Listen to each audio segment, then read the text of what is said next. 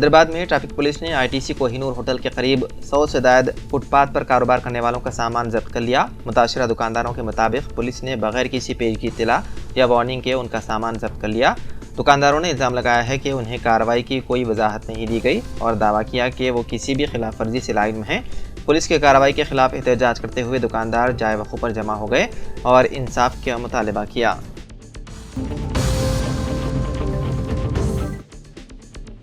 Telangana drugs control administration ने नागोलबंडा फलकनुमा हैदराबाद में गैर कानूनी तौर पर चलाए जाने वाले एक मेडिकल शॉप पर छापा मारा और 32,000 रुपये मालियत का स्टॉक जब्त कर लिया गया। बताया गया है कि मुलजिम अयूब पाशा ड्रग लाइसेंस के बगैर मेडिकल शॉप चला रहे थे। छापे के दौरान DC अफसरान ने फरोख्त के लिए भारी मिक़दार में अद्वियात का गैर मजाज ज़ख़ीरा दरियाफ्त किया।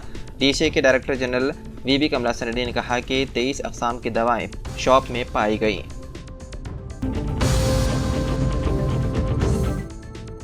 तेलंगाना पुलिस ने चारशंबे को रेवेन्यू हुकाम के साथ ज़िले जनगांव के पालकुर्ती मंडल में 20 2 BHK फ्लैट्स पर मुबैना तौर पर कब्जा करने वाले लोगों को बेदखल कर दिया। ताहम मकानात के मकीनों का दावा है कि साबिक़ वज़ीर एरब अली दयाकराव ने उनके नाम पालकुर्ती के MRO और MPDO को भेजे थे। उन्होंने मजीद कहा कि ग्राम पंचायत में करारदाद मंजूर होने के बाद ही BRS हुकूमत के तहत साल 2023 में 20 मकानात की तामीर करने के बाद उन्हें अलाट किया गया था।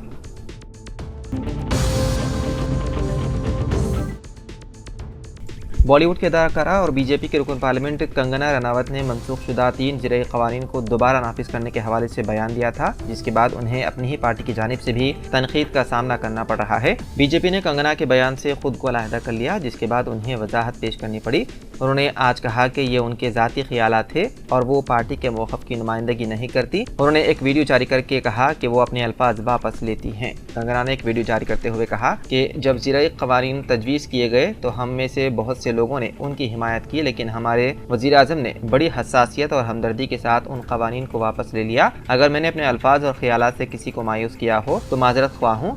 मैं अपने अल्फाज वापस लेती हूँ।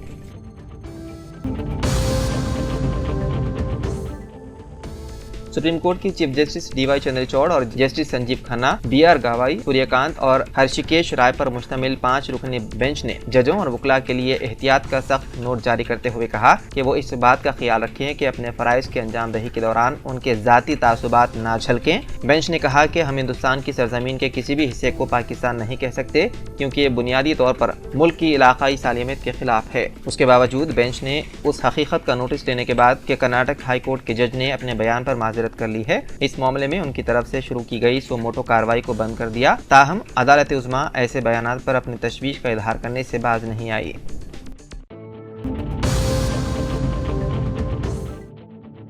तेलंगाना के वज़ीर आला रेवंत रेड्डी ने यकीन दहानी कराई कि हाइड्रा के बफर जोन में गैर कानूनी तामीरात के इन्हदाम की वजह से कोई भी गरीब खानदान बेघर नहीं होगा। उन्होंने ऐलान किया कि हुकूमत ने मूसी रिवर फ्रंट प्रोजेक्ट और आउटर रिंग रोड की हदूद में दीगर आबी ज़खायर से मुतासिर होने वालों के लिए 2 BHK हाउसिंग यूनिट से मुख्तस करने का हुक्म दिया। मुसई गरीबों को बेघर होने का सामना नहीं करना चाहिए।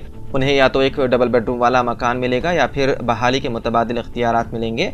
मूसी FTL और बफर जोन में रहने वाले तमाम अहले ख़ानदान के साथ साथ आउटर रिंग रोड के अंदर मौजूद दीगर तालाबों और नहरों के बारे में मालूमात इकट्ठा करना ज़रूरी है।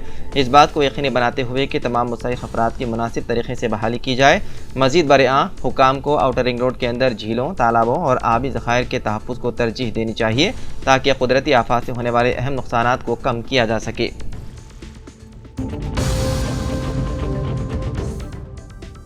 जस्टिस MS रामचंद्र राव ने चारशंबे की सुबह झारखंड हाई कोर्ट के चीफ जस्टिस के तौर पर हलफ लिया। ये तकरीब रियासती राजभवन में मुनक़िद हुई, जहां झारखंड के गवर्नर संतोष कुमार गंगवार ने उन्हें ओहदे और राजदारी का हलफ दिलाया।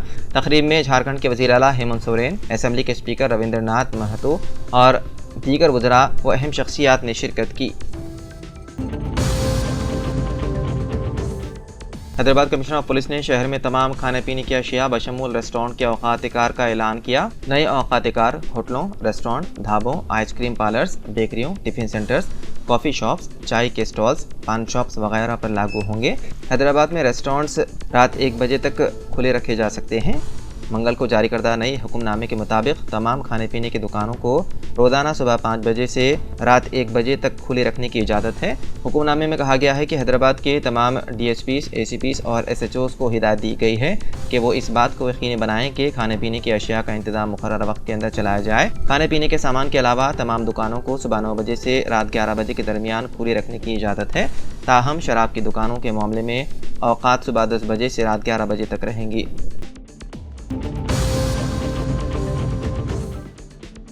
तेलंगाना के नायब वज़ीर आला मल्लू भट्टी विक्रमार्का ने मंगल 24 सितंबर को अमेरिका के लास वेगास में माइन एक्सपो साल 2024 में शिरकत की। ये तकरीब, जिसे दुनिया की सबसे बड़ी कानकनी नुमाइश के तौर पर पहचानी जाती है, लास वेगास कन्वेंशन सेंटर में 24 से 26 सितंबर तक जारी रहेगी और इसमें 125 से ज़्यादा ममालिक के 44,000 से ज़ायद पेशेवर अफराद शामिल हैं।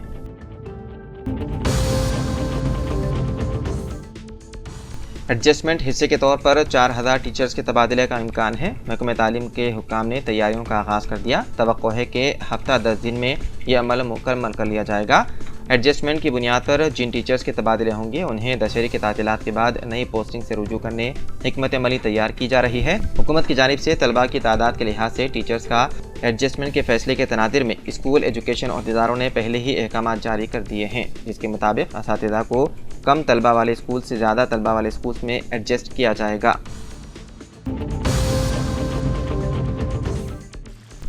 तेलंगाना के ज़िले महबूबाबाद में बड़ी तादाद में मछली ले जाने वाली लॉरी उलट गई, जिसके साथ ही मुकामी अफराद सड़क पर गिरी मछलियों को लूटने लगे। बाद मुकामी अफराद ने इस मंजर को अपने सेलफोन में कैद कर लिया।